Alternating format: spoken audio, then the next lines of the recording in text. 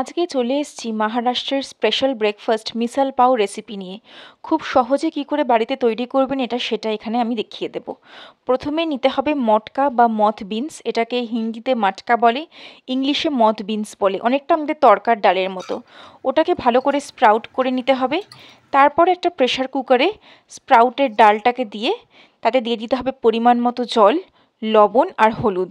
সমস্তটা দিয়ে ভালো করে নেড়ে ওটাকে হাই ফ্লেমে আমরা একটা সিটি পড়া অবধি রান্না হতে দেব। একটা সিটি হয়ে গেলে গ্যাস বন্ধ করে প্রেশার কুকারটাকে নিজে নিজে ঠান্ডা হতে দেব।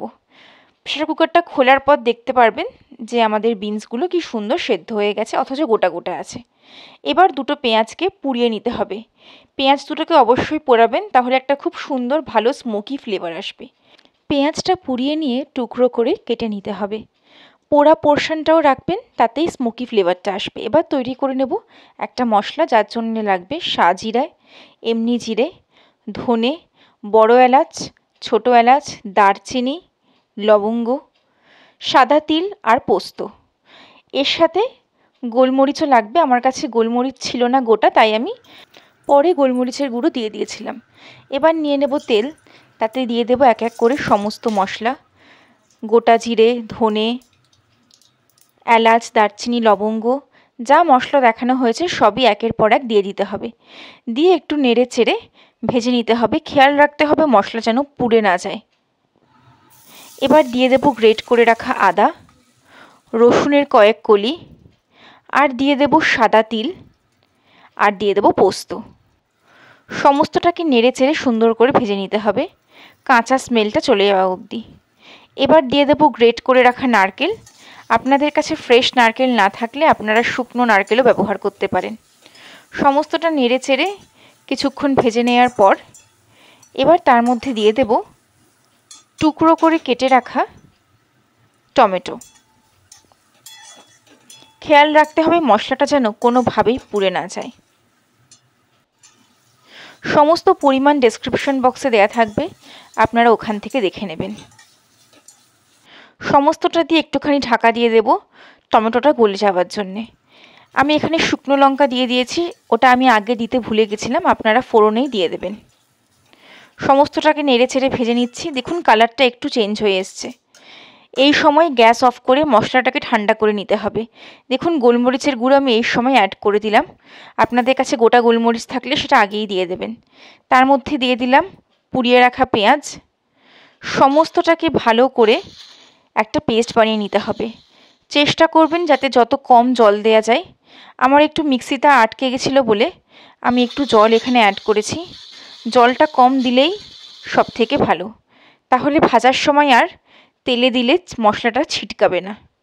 দেখুন আমার পেস্ট হয়ে গেছে। খুব স্মুথ পেস্ট হবে না, একটা মিডিয়াম স্মুথ পেস্ট হবে। এবার কড়াইতে আমি দিয়ে দিলাম বেশ খানিকটা পরিমাণ তেল, তাতে দিয়ে দিলাম সর্ষে ফোড়ন, দিয়ে দিলাম জিরে, আর দিয়ে দেব হিং। এবার দিয়ে দেব বেশ খানিকটা কাশ্মীরি লাল লঙ্কা একটা কালারের জন্যে। সমস্তটাকে ভালো করে মিশিয়ে নিয়ে দিয়ে দেব পরিমাণ মতো হলুদ। এবার দিয়ে দেব বেটে রাখা মশলাটা। খেয়াল করতে হবে কোনোটাই যেন পুড়ে না যায়, তাহলে কিন্তু রঙটা সুন্দর আসবে না। মশলাটা অল্প অল্প করে দিয়ে ভালো করে তেলের মধ্যে মিশিয়ে মিশিয়ে কষিয়ে নিতে হবে। দেখতে হবে মশলা আর তেল যেন মিশে যায় একদম। সমস্ত মশলাটা আস্তে আস্তে দিতে থাকবেন। এ সময় গ্যাসের ফ্লেম লো করে রাখবেন, না হলে একটা পুড়ে যাওয়ার চান্স থাকবে। তেলের পরিমাণটা এখানে বেশি আছে, তাই কিছুক্ষণ মশলাটা কষালেই দেখবেন তেলটা একদম আলাদা হয়ে এসছে।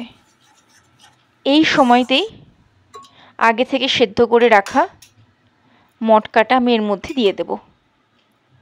প্রথমে জল ছাড়া শুধু মটকাটা দেব, সেটাকে আস্তে আস্তে একটু ভালো করে মশলার সাথে কষিয়ে নেব। সমস্তটা 2-3 মিনিট ভালো করে নেড়ে চেড়ে যখন কষিয়ে নেওয়া হবে,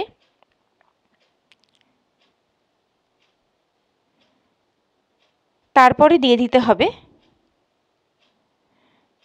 মটকার সেদ্ধ করে রাখা জলটা। জলটা দিয়েও ভালো করে নাড়িয়ে চাড়িয়ে মিশিয়ে দিতে হবে। এই সময় গ্যাসের ফ্লেমটাকে আপনারা হাই করে দেবেন যাতে তাড়াতাড়ি কষানোটা হয়ে যায়। সমস্তটা দিয়ে মিক্সির ধুয়ে রাখা জলটাও এই সময় আপনারা অ্যাড করে দেবেন। গরম জল দেবেন, ঠান্ডা জল দিলে টেস্টটা ভালো আসবে না। মিক্সির জলটা আমরা মশলা কষানোর সময় দিইনি, কারণ তেলের পরিমাণটা অনেকটা বেশি ছিল, তার মধ্যে জল দিলে জিনিসটা ছিটকাতো, তাই আমরা মিক্সি ধোয়া জলটা পরে দিলাম।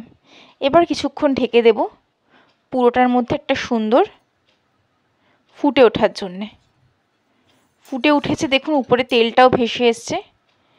এবার দিয়ে দেব বেশ খানিকটা পরিমাণে গরম জল। এই মিশালটা কিন্তু একদম ঝোলের মতো হয়, একটা স্পাইসি ঝোল, তার মধ্যে মটকাটা থাকবে। এই সময় আপনারা নুনের পরিমাণটা চেখে দেখবেন, দরকার হলে নুন দেবেন। দেখুন উপরের তেলটা পুরো ভেসে উঠেছে। এই সময় আপনারা তেলটাকে একটা চামচের সাহায্যে আলাদা করে নিতে পারেন। তারপর দিয়ে দেবেন বেশ খানিকটা কুচনো ধনেপাতা, দিয়ে ভালো করে নেড়েচেড়ে মিশিয়ে নেবেন। তেলটা উঠিয়ে নিলে খাবারেও তেলের পরিমাণটা কমে যায়, আর পরে চাইলে আপনারা উপর দিয়ে তেলটা একটু ছড়িয়ে নিতে পারেন। তেলটা খুব স্পাইসি হয়, যার যেরকম পছন্দ সে সেরকমই ওটা ইউজ করবেন। আমার মিশাল প্রায় রেডি। এবার আমার সার্ভ করার পালা। সার্ভের জন্য প্রথমেই মিশালটাকে প্লেটের মধ্যে আমি নিয়ে নেব ঝোল ছাড়া। প্রথমেই সলিড পার্টটাকে নিয়ে নেব, এরপর আস্তে আস্তে যতটা ঝোল দরকার সেটা উপর থেকে ছড়িয়ে দেব। এটা একটু ঝোলঝোলই খাওয়া হয়। তার উপর থেকে ছড়িয়ে দিতে হবে কুচনো পেঁয়াজ, দিয়ে দিতে হবে বেশ খানিকটা লেবুর রস, যে যেরকম টক পছন্দ করেন সেরকম, আর দিয়ে দিতে হবে বেশ খানিকটা কুচনো ধনেপাতা। শীতকালে ধনেপাতাটা অবশ্যই দেবেন। তারপর দিয়ে দিতে হবে ফারসান বা চানাচুর, কিন্তু আমার কাছে চানাচুর ছিল না বলে আমি এখানে কাঠি ভাজা ব্যবহার করেছি। আর দিয়ে দিতে হবে পাউ, সাথে অবশ্যই কাঁচা পেঁয়াজ আর লেবুর টুকরো।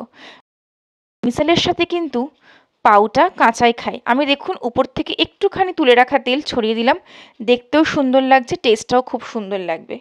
আমি এখানে পাউটা কাঁচা সার্ভ করেছি, কারণ ট্রেডিশনালি সেরকমভাবেই খাওয়া হয়। আপনারা চাইলে একটু বাটার দিয়ে পাউটাকে সেঁকে নিতে পারেন, যার যেরকম ইচ্ছা। আশা করি এই রেসিপিটা আপনাদের সবার খুব ভালো লেগেছে। শীতকালে আপনারা সবাই অন্তত একবার বাড়িতে ট্রাই করবেন। যদি ভালো লেগে থাকে তাহলে অবশ্যই আমায় কমেন্টস করে জানাবেন, আর ভিডিওটাকে লাইক এবং শেয়ার করবেন। যদি আমার চ্যানেল এখনও সাবস্ক্রাইব করে না থাকেন তাহলে আমার চ্যানেলটা অবশ্যই সাবস্ক্রাইব করবেন। খুব তাড়াতাড়ি দেখা হচ্ছে নতুন ভিডিও নিয়ে। আপনারা সবাই খুব ভালো থাকবেন, সুস্থ থাকবেন।